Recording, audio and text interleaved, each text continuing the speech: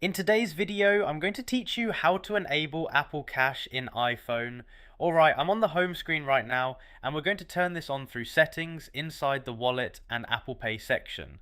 First, I'm going to open the settings app, the grey gear icon. If it's not on the page you're on, just swipe left or right until you spot it. Once you see settings, go ahead and tap it to open.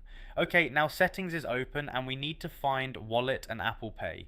This option is usually a bit further down the list, so at this point I'm going to scroll down. I'm scrolling steadily and watching the labels as they move up the screen until I see wallet and Apple Pay. Alright, I see it now, so I'm tapping on wallet and Apple Pay.